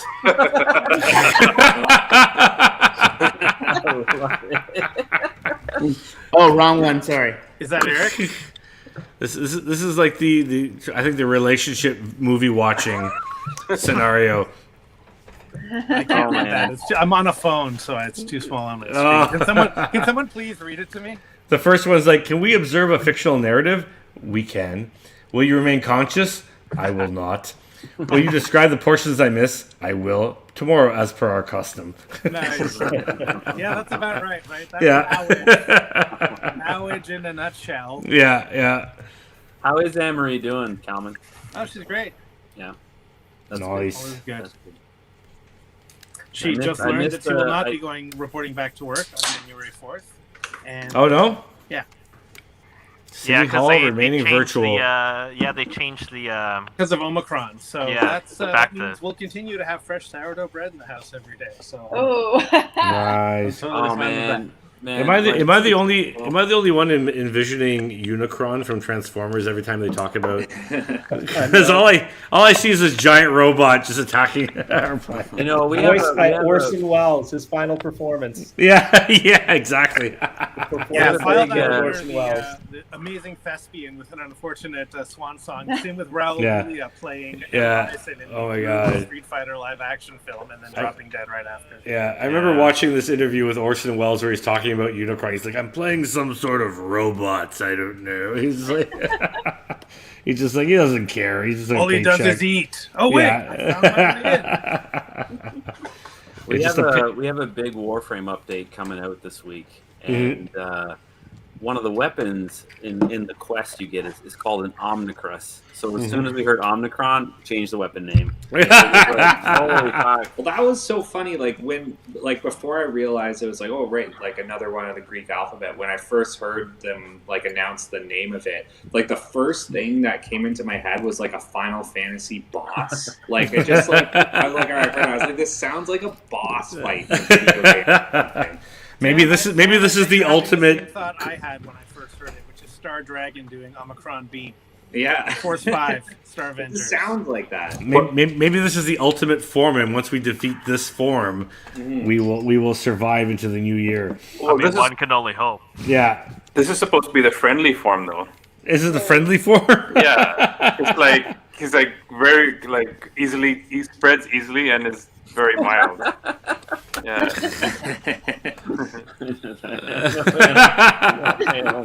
That's such a good meme. Oh my god. Hey, Cavill's awesome because he's a big Warhammer nerd and a D&D nerd. So thumbs up. Oh, Cavill's awesome. Yeah, he's a great guy. He's I think he's my favorite Superman. I'm sorry, I'm just gonna say it. I don't know if you can top Reeves. I mean, Reeves just ingrained. You can't top the original, I guess. But I'm just. Well, he wasn't the original even. He was like the third. I don't know what I'm saying. All right. I like Cavill basically. Let's forget about everything else I said. I just remember when I was a kid. To play Superman like he did his performance in Man from U.N.C.L.E. Oh confident and breezy, and even had a spit curl at one point. They got the right guy. They just have the wrong tone to me. Exactly, I agree with that. They have the wrong tone. I actually love a criminally underrated film. So good. Oh, it's so good, that film. I like that film. And Armie Hammer is awesome, by the way. Oh yeah. Yeah. No. I mean, I remember when I was a kid, and I heard that. Go ahead. Sorry. What happened? What? Nothing. Oh, okay. Go on. I was gonna say when I was a kid and I heard that Christopher Reeve had his accident where he was paralyzed. It was just for me. I was dumbfounded because I was like, "This is Superman. What do you mean?" You know what I mean? So he was very much ingrained, I think, in the cultural psyche as the Man of Steel, if you will. Oh, wow. I just brought that down completely. Marcus, you're writing me, but everyone in the chat can see what you're writing. You're writing what? That's what we're getting distracted by. I thought this is his private chat. This is private chat. Yeah, for everyone that's right here watching. Yeah, well, private chat meaning us just in this group, right? Yeah. You're hilarious. So there's a private chat going on. But I'm just trying to help you guys out, man. You seem like you're throwing around things left and right. Who's Armie Hammer? He eats people? He was in Man from U.N.C.L.E. too, wasn't he? Yeah, and he's Lone Ranger. He's the Lone Ranger. Oh, that guy. From the Social Network. Oh, fuck. He's super. He exchanged tweets back and forth with some girl talking about wanting to eat her. in a sexual way, and he got kind of outed. No, I didn't know that. I mean, everyone's a little screwed up, right? No. It was big news for a while. I'm sorry. I just gotta. You old people just need to like watch the news or something like that. No, is that on the news or on Twitter? Like, what's going on there? No. This was yeah. Wow, there's nothing wrong with wanting to eat somebody out. Nothing wrong with a fantasy. Yeah. No. Eat. I mean cannibalism. Oh, he didn't want to eat like other. Wait. I'm trying to catch up. There's a lot of words happening. What's happening? I have no idea what's going on. Someone was alluding to cannibalism. Is that what you were saying? What? Oh. Really? Yes. You don't want to text anybody about that. That's this truly is a Festivus. So if we're gonna end the season, I gotta run you guys into like some of the extra news. I didn't know people are wanting. You never want to text somebody about eating them. I mean, literally eating them. That's just bad. That's not good. You don't know that, Ramon. You don't know this. I don't know. If I texted you, go well with like Hassenpfeffer, little carrots, salt and pepper. You don't want that. No. I'm calling him a bunny. Hassenpfeffer. Well, like no one knows my Bugs Bunny reference. It's okay. Yeah, well, I'm old. I know it. It's okay. Bugs Bunny. What's your favorite Bugs Bunny episode? I got mine. Ooh. Oh, I always like the haircut of the big hairy guy. I can't remember his name. He looks like a tooth. The big red guy, right? Yeah. What's the one where he's like floating and he's like going to the castle or whatever? What was that one? That's my favorite one, and I think it involves the one with that the guy. with the And they're all rings like, of the Nibelung. They're jumping really slow in the episode because they're high on some gas. I was like, that's the coolest episode. And like Bugs Bunny like floats on a stream and floats on. I'm like, so set you on a lifelong path of juvenile delinquency. What's that? Set you on a lifelong path of substance abuse and delinquency. You want to float like the rabbit? For some reason, my favorite was always Wile E. Coyote. He was my guy. I don't know why. He just kept trying and failing. Yeah.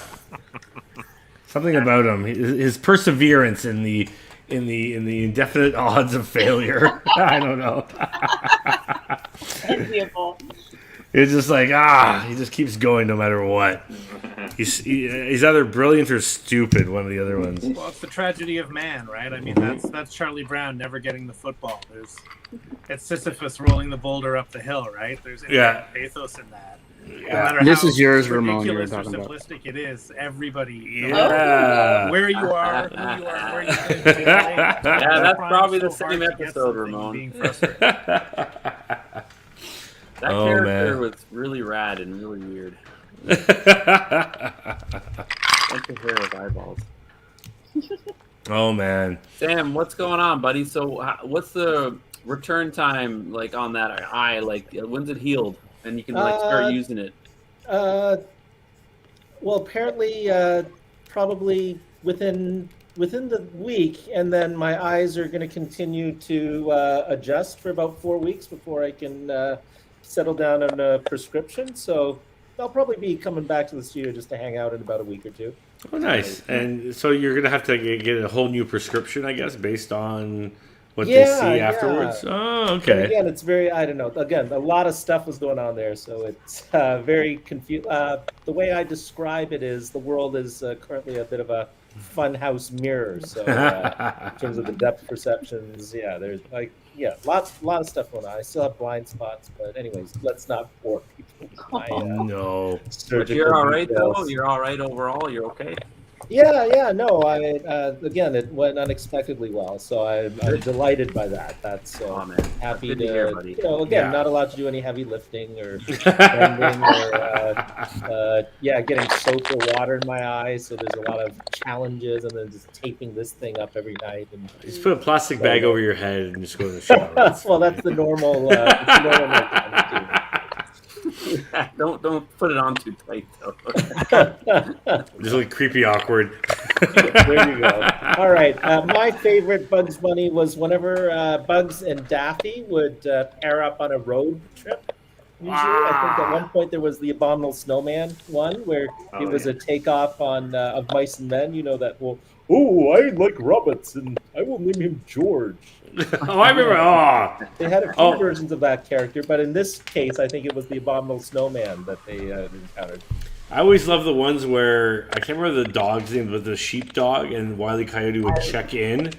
To, yeah, they were like little shifts for like fighting over the sheep. Yeah, you know, I always wonder how who was the boxer hen, the big guy. Oh, the Foghorn Leghorn. Foghorn Leghorn, and the little chicken, the little the brown guy. Chicken Hawk, yeah. Chicken Hawk, yeah. I'm a chicken hawk. Wasn't there also like a dog that was in the mountains that had like the whiskey on his neck, and he'd pour that into remember that? Like, am I wrong? He was also the guy with the Wile E. Coyote, I think. Like same guy.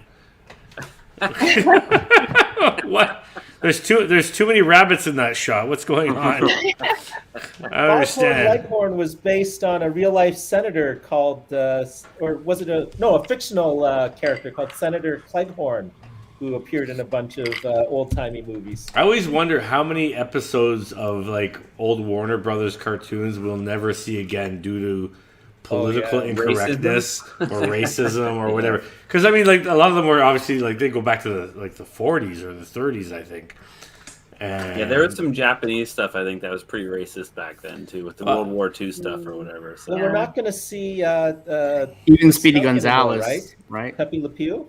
Yeah, Pepe Le Pew, which might be not seeing him anymore. You know, or even like is like what's his name? The Pepe Le Pew. Oh, Speedy Gonzales, is he gone too? Yeah, he's gone. What about is that the mouse? No. Yes. Yeah. Yeah. This guy right here. Where is he here? This guy? Yeah. Right there. Oh, he won't. He's not focusing. But yeah. We don't even need it. We know the My favorite was always his cousin, Slowpoke Rodriguez. oh, yeah. It's funny because I'd argue that he was more racist than Speedy.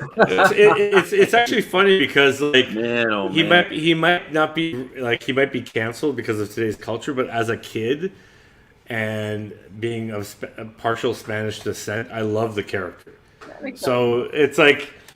You know, yeah, but he's Mexican Spanish, not European Spanish. Yeah, but I still loved him. It's still Spanish. Oh man, that's awful. I don't know. Well, people gotta lighten up a little bit. That's all I gotta say. Well, Ramon, Spain is the Mexico of Europe. Spanish can say this because he lived in Spain. But listen, on that note. Pandemic. I gotta bounce, guys. He's just like quiet for an hour, and that's his mic. I'll quit while I'm still ahead. All right, dude. We'll see you soon. Hopefully, have a lovely Christmas. Yeah, you too. Merry Christmas, guys. See you, brother. See you, man. Take care. Nice to see all of you. Yeah, you too, man. Finish that drawing. Yeah. Oh man, yeah. I'm gonna do that. Yeah. Chop. Come on. Faster. I'm not gonna head out, you guys. But thanks for inviting me. Oh, so awesome for hanging out, Danielle. Yeah, it was good to see you guys' faces. I know we're great.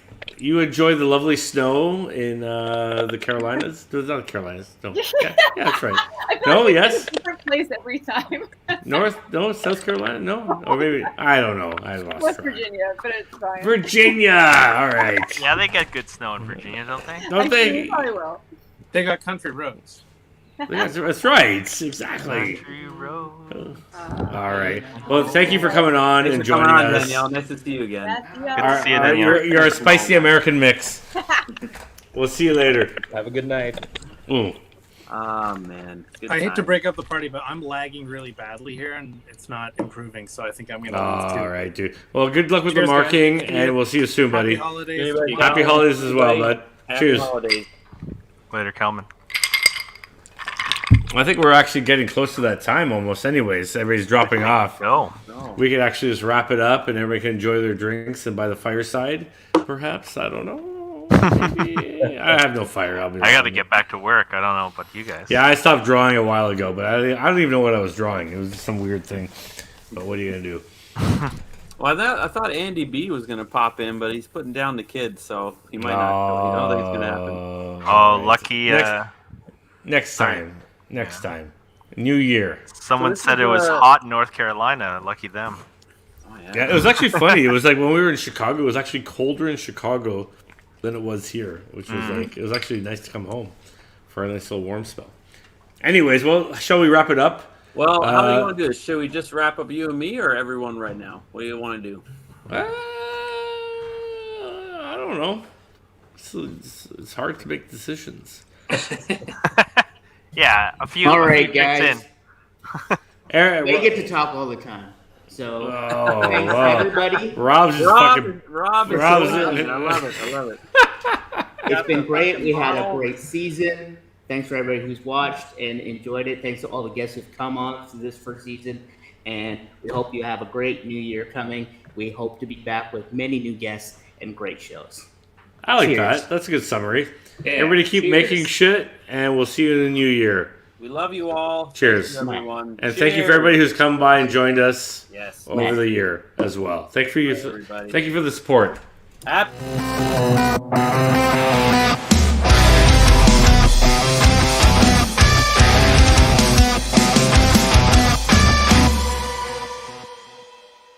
Nice. That's fantastic.